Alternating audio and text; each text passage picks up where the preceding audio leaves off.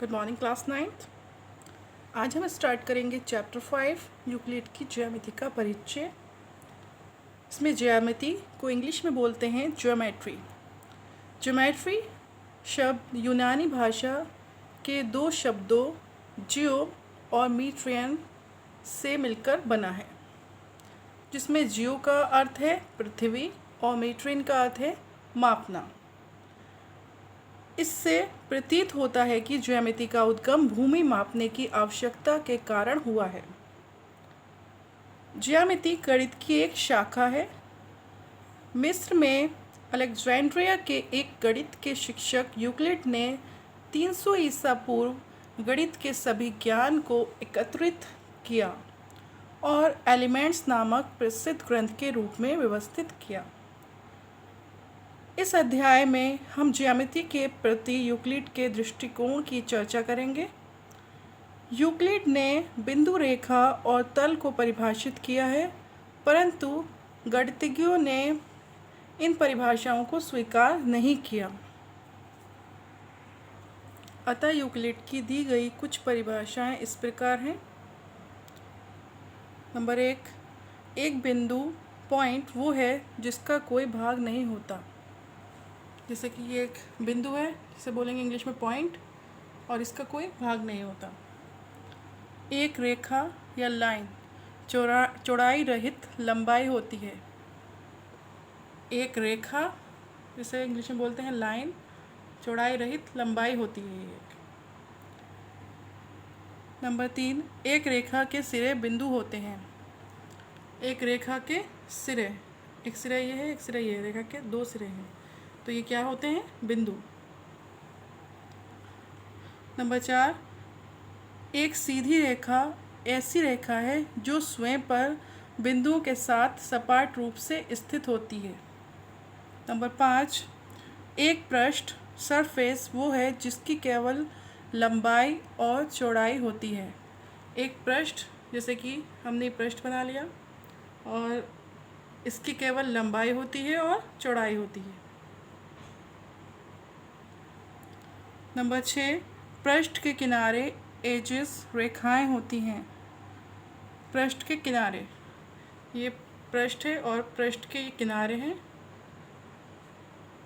जिसको इंग्लिश में बोलते हैं एजेस। ये भी रेखाएं होती हैं।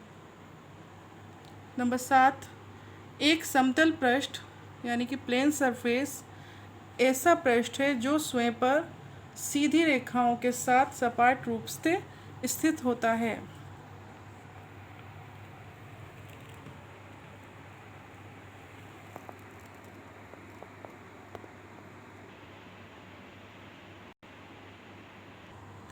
यूक्लिड ने अपनी इन परिभाषाओं से प्रारंभ करते हुए कुछ गुणों को बिना सिद्ध किए सत्य कथन मानने की कल्पना की। ये कल्पनाएं वास्तव में सत्य थीं।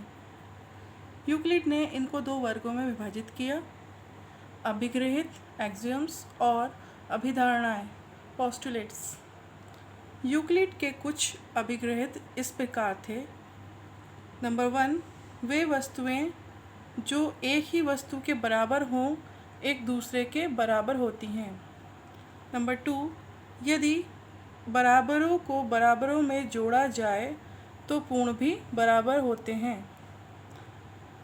3, यदि बराबरों को बराबरों में से घटाया जाए तो शेषफल भी बराबर होते हैं।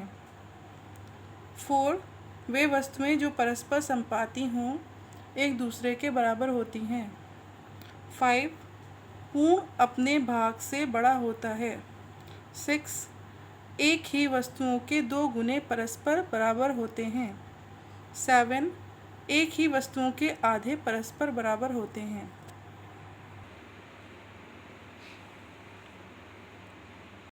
यूक्लिड के फर्स्ट अभिगृहित का एग्जाम्पल देखिए। वे वस्तुएं जो एक ही वस्तु के बराबर हों एक दूसरे के बराबर होती हैं। जैसे कि आपके पास ये वस्तुएं हैं, ये वस्तु इसके बराबर है और ये वस्तु इसके बराबर है। इसका मतलब है कि ये दोनों वस्तुएं आपस में बराबर होंगी। ये हो गया यूक्लिड का फर्स्ट अभिगृहित। वे वस्तुएं जो एक ही वस्तु के बराबर हों एक दूसरे के बराबर होती हैं। यूक्लिड के सेकंड अभिगृहित में कह रहे हैं, यदि बराबरों को बराबरों में जोड़ा जाए तो पूर्ण भी बराबर होते हैं। इसके लिए हम एक एग्जाम्पल लेते हैं। दो बराबर त्रिभुज ले लेते हैं और दो उससे छोटे कुछ बराबर त्रिभुज ले लेते हैं। ये त्रिभुज इसके बराबर है, ये त्रिभुज इनके बराबर हैं। अब अगर बराबरों को बराबर में जोड़ा जाए, यानी कि इन त्रिभुजों में जोड़ा जाए, ऐसे करके देखिए, इसमें ये जोड़ दिया जाए, इसमें ये जोड़ दिया जाए, ठीक है। ये आपस में बराबर थे, ये आपस में बराबर थे। अब इनको आपस में इस तरीके से अगर जोड़ दिया जाए तो हमें जो मिलेगा, इसका रिज़ल्ट वो ये मिलेगा, ठीक है। तो वो भी आपस में दोनों बराबर होंगे। ये जो होगा वो इसके बराबर होगा, ये जो आकृति बनी वो आकृति इस आकृति के बराबर होगी, ठीक है। तो यूक्लिड का सेकंड अभिगृहित है, यदि बराबरों को बराबरों में जोड़ा जाए तो पूर्ण भी बराबर होते हैं। यूक्लिड का थर्ड अभिगृहित कहता है, यदि बराबरों को बराबरों में से घटाया जाए तो शेषफल भी बराबर होते हैं। जैसे कि हमने दो बराबर त्रिभुज ले लिए और दो बराबर त्रिभुज ऐसे ले लिए, ठीक है। और इनको अगर घटाया जाए, इन दोनों बराबरों को और इन दोनों बराबरों को, देखिए इसमें से इसको घटाया जाए और इसमें से इसको घटाया जाए, ठीक है। तो हमें कुछ ऐसे त्रिभुज मिलेंगे, मतलब इतना पार्ट जो है वो घट जाएगा, कट हो जाएगा, हमारे पास सिर्फ ये पार्ट बचेगा, ठीक है ना। तो ये जो पार्ट बचा, ये पार्ट बराबरों को बराबरों में से घटाने पर, ये पार्ट जो बचेगा, ठीक है, रिजल्टेंट ये दोनों भी आपस में बराबर होंगे। अतः यदि बराबरों को बराबरों में से घटाया जाए तो शेषफल भी बराबर होते हैं। फोर्थ अभिगृहित कहता है, वे वस्तुएं जो परस्पर संपाती हों एक दूसरे के बराबर होती हैं। जैसे मान लीजिए हमने दो त्रिभुज ले लिए, अगर हम दो बराबर त्रिभुज ले लिए और अगर हमने इन दोनों को इस तरीके से रखा, इसको उठाकर इसके ऊपर रख दिया, ठीक है, तो ये वाला त्रिभुज इस त्रिभुज को पूरा कवर कर ले, यानी कि पूरा बिल्कुल साइज़ में बिल्कुल इसके बराबर आ रहा है वो, तो एक तरीके से पूरा कवर करके पूरा ढक ले इस त्रिभुज को, ठीक है। तो यानी कि ये दोनों एक दूसरे के बराबर होंगे, ये दोनों ट्रायंगल एक दूसरे के बराबर होंगे। वे वस्तुएं जो परस्पर संपाती हों एक दूसरे के बराबर होती हैं। पांचवा अभिगृहित है, पूर्ण अपने भाग से बड़ा होता है। पूर्ण, जैसे कि मान लिया हमने एक ट्रायंगल ले लिया, ये पूर्ण मतलब पूरा ट्रायंगल है, और अगर हमने इस ट्रायंगल में से इतना भाग कट कर दिया, मतलब ऐसे करके इतना भाग हमने कट कर दिया, ठीक है, तो हमें इस तरीके से दो पार्ट मिल जाएंगे इसके, ये बड़ा भाग है, ये छोटा भाग है, ठीक है ना। पूर्ण जो होगा वो अपने भाग से, अपने इस छोटे भाग से क्या होगा, बड़ा होगा। पूर्ण भाग जो है वो अपने भाग से बड़ा होगा, एक भाग अगर इसने कट कर दिया तो उससे बड़ा होगा, ठीक है। सिक्स अभिगृहित में कह रहा है, एक ही वस्तुओं के दो गुणे परस्पर बराबर होते हैं।